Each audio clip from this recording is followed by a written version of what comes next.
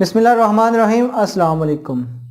आपने अक्सर देखा होगा कि स्टूडेंट इस बात का गिला करते हैं कि मैंने पेपर की बहुत अच्छे तरीके से तैयारी की थी, लेकिन मैं पेपर को अच्छे तरीके से ना मैं अटैम्प्ट कर सका और मेरी परफॉर्मेंस पेपर के दौरान जो है ना वो अच्छी नहीं थी।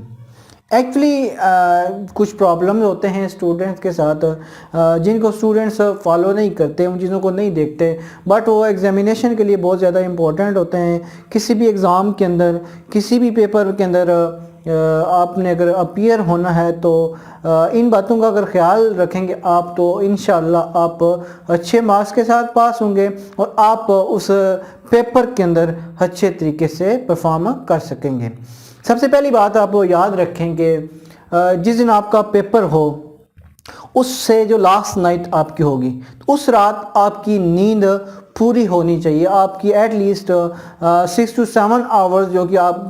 की जो एक नॉर्मल रूटीन के अंदर नींद की जो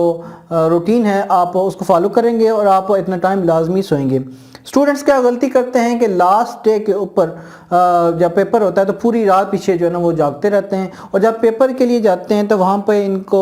नींद आ जाती है, थकावट फील होती है, फटीक फील होती है और पेपर के अंदर परफॉर्म नहीं कर सकते। तो आपने ये करना है कि लास्ट नाइट जो पेपर से पहले वाली होगी उसमें अपनी नींद अच्छे तरीके से पूरी करनी है, सुबह उठना है, फ्रेश होना है और फिर अगर आपके पास पेपर के लिए टाइम है तो फिर आप जो आपका सबक रह चुका होगा आपने कोई चीज़ें रिवाइज करनी होंगी तो आप वो करेंगे।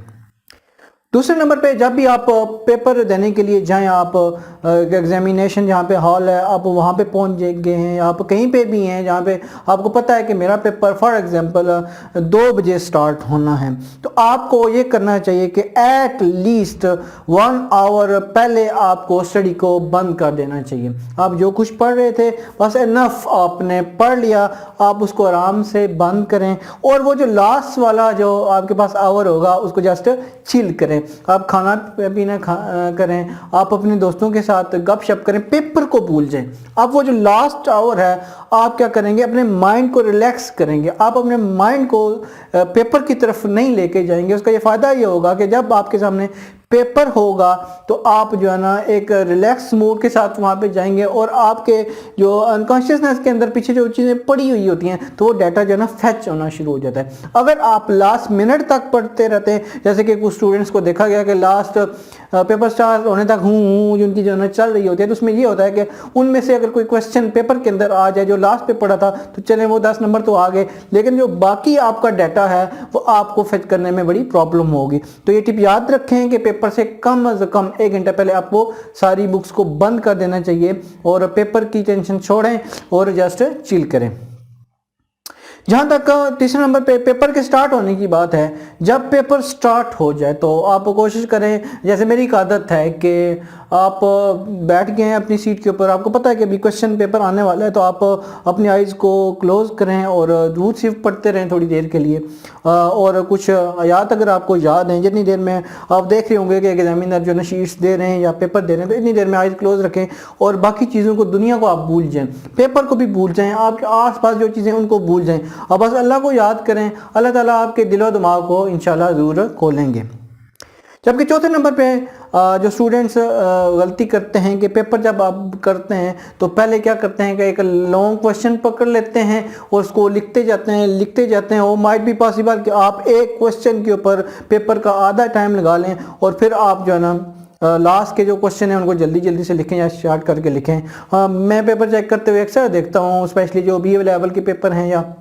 बड़े लेवल के जो पेपर होते हैं मास्टर लेवल के, कि पहला क्वेश्चन बहुत अच्छा होता है बट आगे ग्रेजुअली जब आप जाते हैं तो आपका डिक्लाइन आता जाता है। तो कोशिश करें कि टाइम को मैनेज किया जाए। और सबसे इम्पॉर्टेंट बात मैं आपको बताता चलूँ, जो 5वें नंबर पे मैं आपको कहूँगा कि पेपर ख़त्म करने के बाद एट लीस्ट आपने पेपर को पढ़ने के लिए 10 से 15 मिनट लाजमी बचाने हैं। ये याद रखें कि आप अक्सर पेपर के अंदर गलतियां करते हैं। जैसे मैं इंग्लिश की बात करता हूँ तो इंग्लिश के पेपर में बहुत सारी जो ना मिस्टेक्स होती हैं, स्पेलिंग मिस्टेक्स होती हैं, स्पेशली कुछ स्लिप ऑफ पेन होता है जो आप जल्दी से लिख जाते हैं। तो अगर आप खुद से उस पेपर को पढ़ लें तो इंशाल्लाह जो कि आपकी गलतियाँ हुई होंगी आप उनको ठीक कर लेंगे और आप अगर इस प्रैक्टिस से अपने 5 से 10 नंबर बचा सकते हैं।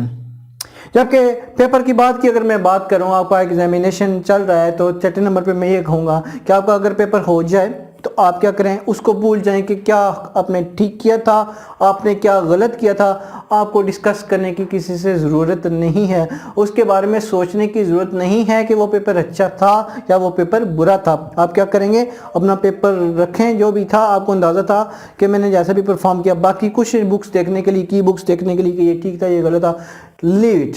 आप उसको लीव करें और रिलैक्स करें, घर जाएं, फिर अगले पेपर की तैयारी करना शुरू कर दें। अगर आपको कोई ज़्यादा शौक है कि मैं ये देख लूँ कि मेरे पेपर कैसे होते हैं, तो जब एक दफ़ा एग्ज़ाम ख़त्म हो जाए तो फिर आप क्या करें, उन चीज़ों को मार्क्स का हिसाब लगाना शुरू करें। मैं उम्मीद करता हूँ कि जो 6 चीज़ें मैंने आपको बताई हैं, आप इन पर अमल करके अपने पेपर के अंदर अच्छे तरीके से परफॉर्म कर सकेंगे। अल्लाह निगहबान।